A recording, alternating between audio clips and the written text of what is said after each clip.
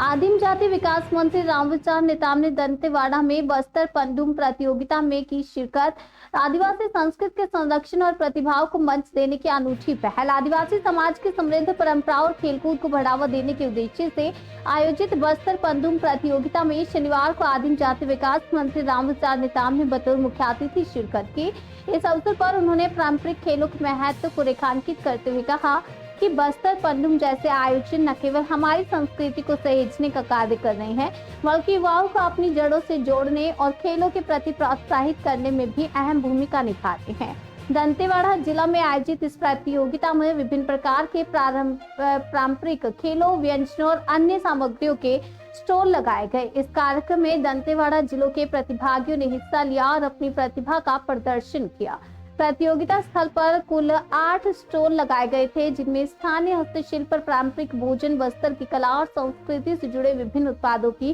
प्रदर्शनी की गई। ये स्टॉल लोगों के आकर्षण का केंद्र बने थे।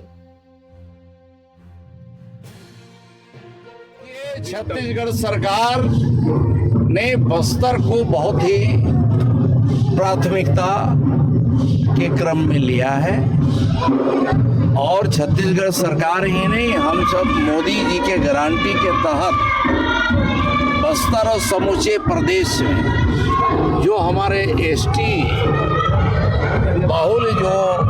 क्षेत्र है, चाहे बस्तर हो चाहे सरगुजा हो, और खास करके बस्तर को जो समृद्धशाली जो इतिहास है, यहाँ बहुत ही समृद्ध यहाँ की संस्कृति है, रीति रिवाज है। इन सब को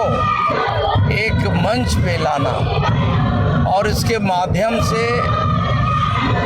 रोजगार के साथ भी जोड़ना,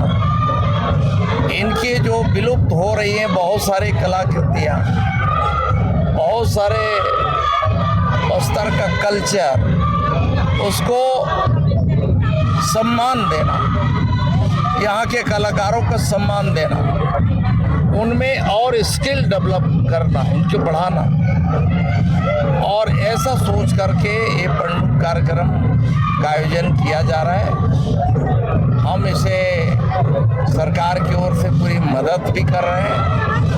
और बस्तर के एक एक गांव के कलाकारों को, वहाँ के तमाम सारे जो विधाएं हैं, बैगा, गुनी, बैगा, उन सब में बहुत सारे जो गुण हैं, प्रतिभाएं हैं, उनको भी मंच दे करके हम निखारने का काम कर रहे हैं और उसका स्किल बढ़ा करके लोगों को रोजगार के साथ कैसे जोड़ा जाए, इसके लिए भी काम हो रहा है। मैं समझता हूँ कि पंडुम के माध्यम से बस्तर अंचल में एक नई क्रांति भी आएगी और लोगों का यहाँ की संस्कृति को देश और दुनिया की जानकारी में भी लाया जाएगा। जिस प्रकार से बस्तर में पिछले एक साल में विकास के साथ साथ जो नक्सल मुक्ति के लिए जो अभियान चल रहा है, पूरा नक्सल गढ़ को पूरी तरह से यहाँ शांति का टापू बनाने के लिए हमारे देश के यशस्वी प्रधानमंत्री जी और माननीय हमारे देश के गृह मंत्री जी का जो संकल्प है, उनका जो घोषणा है, उससे पूरा करने के लिए छत्तीसगढ़ की सरकार, माननीय विष्णुदेव साय जी के नेतृत्व वाली सरकार यहाँ पूरे यहाँ बस्तर में शांति लाने के लिए, बस्तर को विकास के रास्ते में लाने के लिए सभी कार्यक्रम किए जा रहे हैं।